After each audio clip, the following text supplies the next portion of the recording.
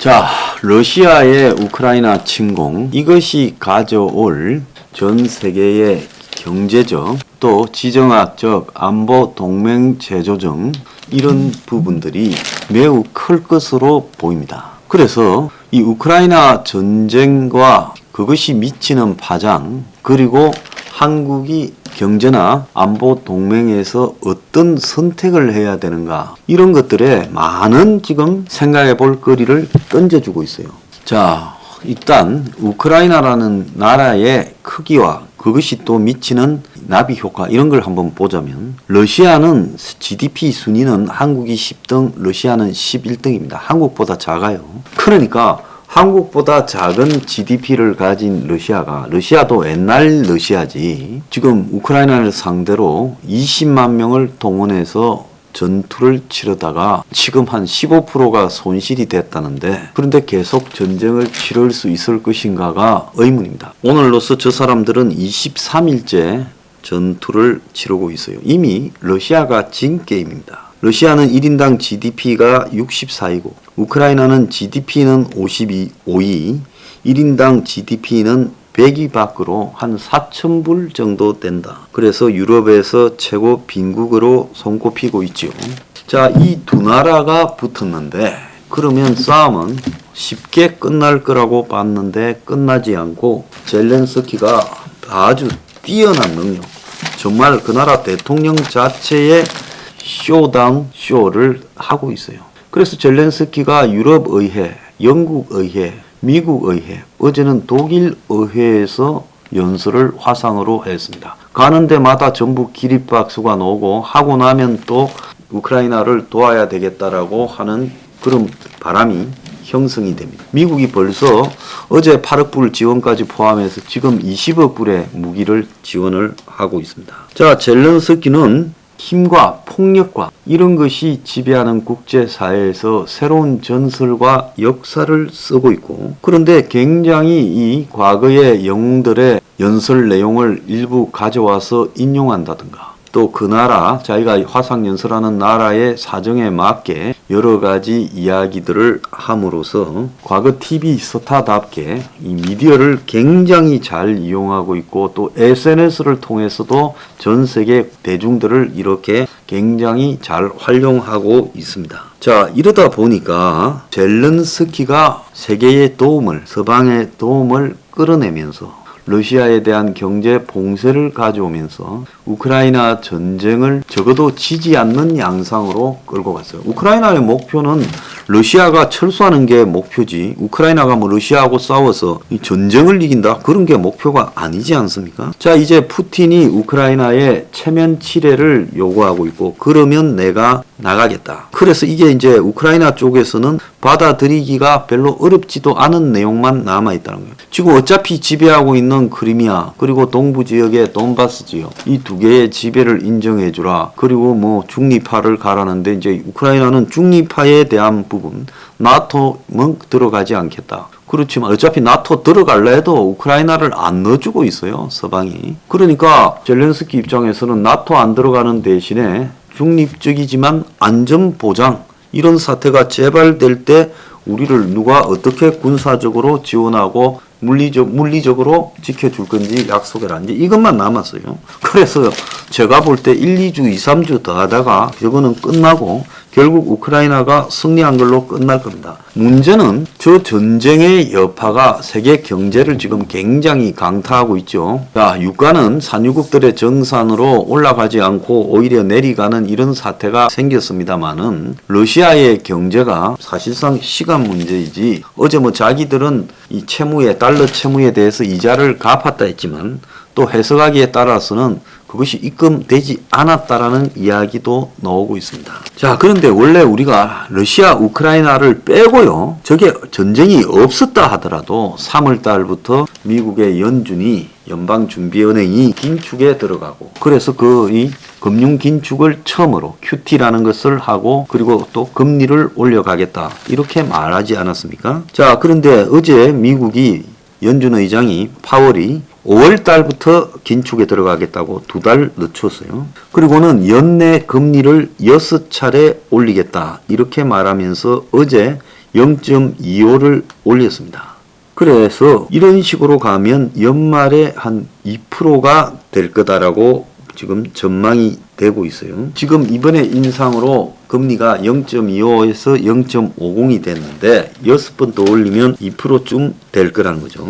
자, 그래서 이 각국에 흩어져 있던 유동성이 코로나 이후 대거 풀리면서 각국에 흩어져 있던 미국의 자본들이 다시 미국으로 되돌아가게 될 가능성이 크고, 또 미국이 금리를 올리면서 각 나라들이 다 금리를 같이 올리려고 할 것이다. 자, 이랬을 때 세계 경제에 굉장히 충격이 올 수 있는데, 자, 이것이 지금 우크라이나 전쟁이 장기화되면서 내년에 미국 경제가 침체에 빠질 그런 경향도 크다는 겁니다. 그래서 현재도 이 스태그플레이션 상태지요. 기름값, 식량값, 원자재 값이 폭등합니다. 이게 우크라이나 전쟁 이전에도 전쟁이 없었다 하더라도 초인플레가 문제가 되고 있어서 지금 심각했는데, 여기에 우크라이나 전쟁으로 원유, 원자재, 식량 가격 등까지 올라가면서 물가가 초인플레이션이 되고, 그래서 높은 물가는 음식이나 주거 같은 사람에게 생존에 꼭 필요한 부분을 감당하지 못하는 사람들을 많이 양산시키고, 이들이 앞으로 서민층, 중산층 이런 사람들 중에도 경제적 데미지를 입을 사람이 커질 것이다. 자, 금리 인상으로 지금 당장 한국만 해도 어떤 지금 이야기가 나옵니까? 한원도 연내에 4번의 금리를 올릴 거다. 그래서 그것이 한 40조 정도의 이자 증가를 가져올 거다. 이런 이야기가 나오죠. 자, 미국은 우크라이나 전쟁의 불확실보다는 인플레이션부터 잡아야 되겠다. 이렇게 나오고 있습니다. 자, 그래서 제가 볼 때 코로나로 너무 많이 풀은 돈들이 지금 초인플레이션을 부르고 있고, 그런데 세계 경제는 굉장히 불황에 빠져 있습니다. 그러니까 이게 스태그플레이션이 진행되고 있어요. 스태그플레이션이라는 것은 경제가 불황인데 물가는 계속 올라가는 그런 현상을 이야기를 하죠. 자, 여기에 이제 우크라이나 사태가 또 몇몇 필수재에 있어서 인플레이션을 가중시키고 있습니다. 그리고 러시아라는 나라의 디폴트가 다가올 수도 있어요. 지금 이런 이 경제적인 상황이 세계 이제 지정학적인 상황하고 연결되어 있다고 보는데, 지금 많은 나라들이 서방이라는 어떤 가치, 그들의 이 오래 쌓여온 철학, 그리고 그들의 이 정치, 그리고 그들의 이 세상을 바라보는 사회문화적 어떤 수준, 이런 것들이 굉장히 전 세계의 이 보편적 인권을 존중하고, 또 이런 것들을 갖다가 허무는 세력에게는 과감히 이렇게 뛰어들어서 교통 정리를 할 거라고 봤습니다. 그래서 많은 이 나라들이 러시아가 진짜 전쟁을 하겠느냐, 저러다가 우크라이나한테 겁 좀 주고 뭔가 양보를 얻어내고 끝날 것이다, 이렇게 봤는데 이게 아니라 진짜 전쟁을 해버렸어요. 그러면 2, 3일 안에 끝날 거라 했는데 제가 뭐라고 했습니까? 이 전쟁 시작은 했지만 문을 닫기는 어려울 거다. 푸틴의 무덤이 될 거다고 제가 처음날 말하지 않았습니까? 지금 보세요. 딱 그대로 돼가잖아요. 모두의 예상을 뛰어넘고 젤렌스키라는 한 사람의 능력 때문에 우크라이나 국민과 군이 단결해서 결사항전을 하고 있습니다. 우리가 360년을 식민지에 지내다가 이제 30년 잠깐 독립했다가 이제서 이 친러 세력을 몰아내고 나라를 좀 잡으려니까 러시아가 우리한테 침공을 해. 이거는 여기서 죽든가 살든가 끝을 내자. 그러니까 우크라이나의 독특한 문화 역사적 배경과 또 요 근래에 이 서구와의 진전 등을 통해서 민주주의, 자본주의의 맛을 본 우크라이나 사람들의 이 변화를 러시아는 여전히 위성국가 시절 자기 식민지 국가가 되어드니까 뺨 한 대 때려야 되겠다. 그래서 50년대, 60년대에 헝가리나 체코에 러시아가, 그때 소련이 군대를 보내고 탱크를 보내서 그쪽에서 일던 자유민주주의 의지를 탄압하고 지도자들을 잡아간 거. 두버체크가 잡혀갔죠, 체코에. 그런 수준으로 생각하고 있었다는 겁니다. 그런데 세상이 배는 걸 몰란 거죠. 자, 그런데 이번에 우리가 또 하나 느끼는 거는 뭔가 하면 말로는 거들어주고 무기는 좀 줘도 그래서 너희 나라 다 부숴줘도 피난민은 우리 먹여줄게. 자, 열심히 싸워라. 이렇게 하지 함께는 안 싸워준다라는 걸 확실히 느끼죠. 미국이 얼마나 바이든 입으로 3차 대전을 안 한다. 그래서 우리는 비행 금지 구역도 설정을 안 하고 전투기도 직접 안 보낸다. 아마 젤렌스키 심정에서는 죽여버리고 싶었을 거라고 저는 봅니다. 그래서 유엔이나 EU, 나토가 뭐 계리안을 하고 국제형사재판소가 푸틴을 전범이라고 규정해봤자 미국이나 서방은 싸울 의사가 없다라는 겁니다. 그렇다면 만약에 러시아가 이번에 그 넓은 땅덩어리에 우크라이나를 안 쳐들어가고 만약에 발틱 3국 중에 하나를 쳐들어갔다면 정말로 나토군이 싸웠을까? 저는 그것도 의문이라고 봐요. 나토 가입 국가를 푸틴이 쳐들어갔다 하더라도 나토 가입 나라들이 다 나서서 만약에 에스토니아를 쳐들어갔다면 그 에스토니아를 지키기 위해서 프랑스, 영국 등 미국이 군대를 파견해서 에스토니아에서 러시아군을 몰아내기 위해서 싸웠겠습니까? 좀 그렇게 안 보는 거예요. 자, 그래서 혈맹이나 이런 것들이 사실상 없어지고 이제는 파시스트적인 독재자가 그야말로 자신의 힘을 가지고 자기 옆에 있는 약한 나라를 때려서 먹어도 세계는 그냥 지켜보고 있는 그런 시대가 돼버렸다는 겁니다. 그러지 않습니까? 만약에 우크라 국민들이 한 2주 이상을 잘 싸우지 않았더라면 세계는 우크라이나가 러시아의 위성국가, 괴뢰국가로 전락하는 것을 그대로 보고 있었을 거예요. 자, 그래서 미국이나 서방이 우크라이나 보고 나토 가입하고 EU로 오면서 우리 편에 서라고 그렇게 꼬드겨 놓고 막상 결정적인 타이밍이 되니까 EU도 못 들어와. 나토는 꿈도 꾸지 마. 우리는 거기에 전쟁에 안 끼어들어가. 그러면서 자기들 체면 치레하려고 옛날 무기들이나 좀 던져줬죠. 그런데 이게 웬걸? 우크라이나가 지금 극적으로 이 싸움의 향배를 바꾸고 있으니까 각 나라들이 당황한 겁니다. 자, 버렸던 자식이 살아서 돌아와서 너 도대체 이럴래? 국회 좀 연결해. 이런 식으로 지금 돼가고 있어요. 자, 이렇게 본다면 이제 미국이 중심이 되어서 뭐 군사 제국주의, 밀리터리 임페럴리즘으로 세상을 지배한다는 것도 헛소리고 미국이 세계 강국의 지위를 사실상 위신상으로 이제는 내려놔 버린 겁니다. 그러면 세계는 경찰이 없어요. 미국이 세계 경찰을 하던 시대도 끝났어요. 그래서 한 놈이 권총을 들고 와서 동네에 번화가를 틀어도 누가 나서서 그 사람을 잡아갈 사람도 없는 시대가 됐다는 거야. 그래서 중국이 대만을 칠까 했을 때 미국이 지켜주겠다고 했는데 이번에 미국이 우크라이나한테 하는 것을 보고 중국은 그 점에 대해서는 미국이 대만에 우리가 침공해도 안 올 수도 있겠다라는 생각은 해요. 그렇지만 이제 중국도 하나 이제 신경이 쓰이는 거는 우리가 침공했을 때 대만이 우크라이나처럼 저렇게 싸우면 우리도 대만을 며칠 만에 점령할 수 있을까? 그것도 못할 수 있다. 이런 현실론이 들겠지요. 자, 한국은 이제 이 대목에서 질서도 없고 동맹도 없고 세계에 힘센 놈이 주변을 패도 자기가 살아남아야 되는 시대가 됐다는 겁니다. 그 동맹을 관리해 가려면 그야말로 그 동맹 측의 국민들한테 저 나라는 싸우러 가자라고 그렇게 할 정도가 돼야 미국이 싸우러 온다는 거예요. 미국에서 우크라이나에 대해서 도와줘야 된다. 미군이 24%가 안 났다는 거예요. 미국 국민의 지지가요.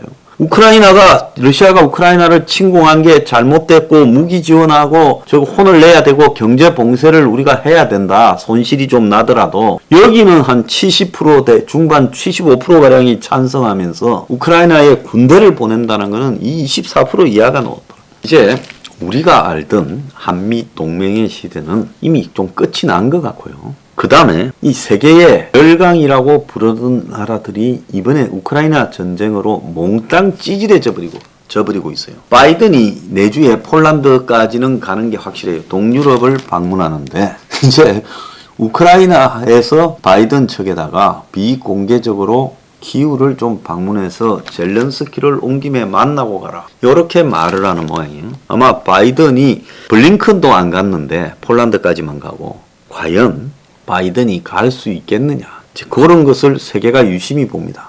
비탈리 기후 시장은 교황이 기후에 와서 좀 위로해달라 이렇게 부탁을 했는데 교황 쪽에서 말이 없잖아요. 세계에 이제 권위라는 것은 다 사라진 시대가 되었어요. 솔직히 말하면 기본으로 자기들이 자기 나라를 지킬 수 있어야 되고 그것들을 통해서 동맹의 도움을 좀 더 받아서 더 확고하게 지킬 수 있어야 된다. 이제 이게 답이라는 겁니다. 자, 한국은 핵을 미사일을 가지고 있는 북한과 맞붙었을 때 과연 우리가 우리나라를 지킬 수나 있겠느냐? 우리보다 인구도 반밖에 안 되고 우리보다 국력이나 군사비 지출에서 비교가 안 되는 북한을 놓고 한국이 둘이 붙었을 때 밀리고 그리고 북한이 개입하는 나라에는 전부 핵미사일 쏴버리겠다. 3차 대전 난다라고 하면 한국에 있던 미군이 도로 떠나지 않겠어요? 전쟁이 나면? 더 오는 게 아니라 왜? 그 미군 부대를 향해서 북한이 그냥 핵미사일 하나 때려버리면 수만 명이 죽으니까 미국 입장에서는 그런 것들은 부담스럽다. 야? 북한이 전쟁을 하다가 핵 언제 때릴지 그건 누가 아냐? 앞으로 북한이 저렇게 핵을 갖다가 여러 가지 종류로 다양하게 만들고 있으면 북한이 한국에서 벌어지는 전쟁에 북한이 뭐 ICBM 쏠 것도 아니고 단거리 미사일이나 심지어 방사포, 장사포 안에 넣어서 핵을 쏠 수도 있어요. 자, 이런 상황인데 이 한국에서 우크라이나처럼 저렇게 전쟁이나 할 수나 있겠느냐? 우크라이나보다 땅도 6분의 1밖에 안 되고 국민의 전쟁 의지는 없다는 거예요. 자, 우리가 이 대목에서 동맹이라는 미국을 어디까지 생각하고 기대를 해야 되느냐? 그리고 중국은 이번 우크라이나 사태를 보고 하나는 좋은 거고 하나는 불리한 건데 앞으로 어떻게 할 것이냐. 그리고 중국이 대만을 공격할 때 북한이 양동작전으로 서해 오도등을 공격하면서 일단 한국의 국토를 부분적으로 점령하고 있을 가능성도 있다는 거죠.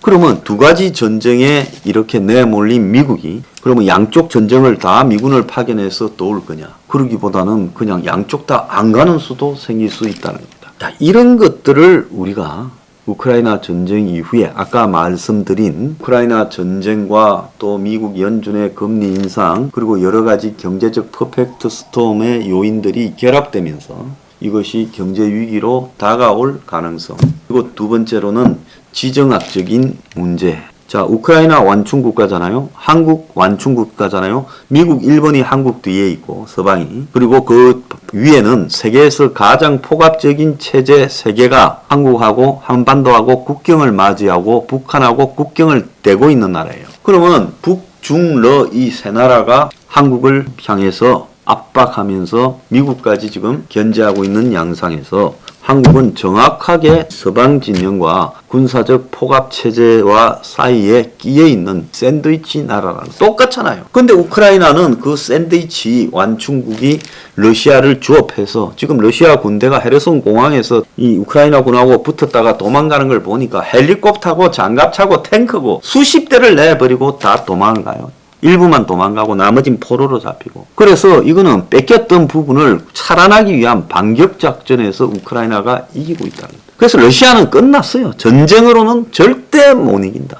패전할 거라고 보고 있습니다. 이제 무기가 좀 더 들어가면요. 자, 그렇다면 우크라이나는 스스로 러시아하고의 싸움에서 이기죠. 이긴 거 아닙니까? 지금 뭐 사상자가 합쳐서 뭐 2만 5천까지 이야기가 나오고 있어요. 탱크가 뭐 장갑차가 천수백 대, 비행기만 해도 한 2,300대가 떨어져서 잡혔어요. 그러면 이런 정도라면 러시아가 완전히 패전을 한 거죠. 패주를 했다고 봐야 되는 겁니다. 그래서 이 전쟁 더 해봤자 러시아가 더 지는 것 외에는 방법이 없다라는 거예요. 그래서 우크라이나는 러시아를 꺾은 나라로서 세계에서 경제 재건 지원도 들어갈 거고 굉장히 미안한 마음들이 많을 거니까 성공했어요. 지금 많은 국민들 수백만 명이 피난 가고 또 수만 명이 죽고 나라가 엄청 파괴됐지만 외국에서 지원 오고 하면서 이번 기회에 우크라이나는 어떻게 보면 재건의 기회, 부흥의 기회를 얻었다고도 볼 수 있습니다.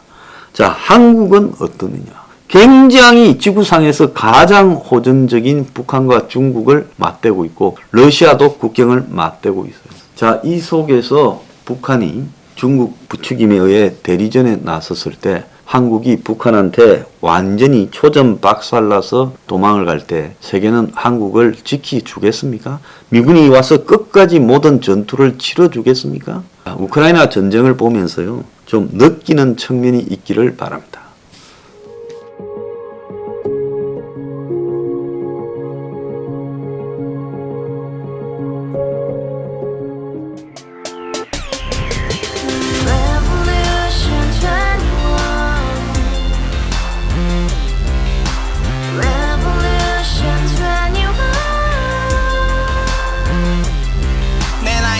월세 30 코인빚만 300 서울에 온지 벌써 10년 아둥바둥 버텼지만 여전히 난 반지 하에 제왕 곰팡이 연문제약 내 미래는 깡통망통 완전히 폭망 고시원 창문만큼 작아진 내 꿈 연애 결혼 내 집 모든 게 헛꿈 1년 전 떠난 여친 울며 말했지 같이 써봤자 평생 가본 게 꼭꼭꼭하지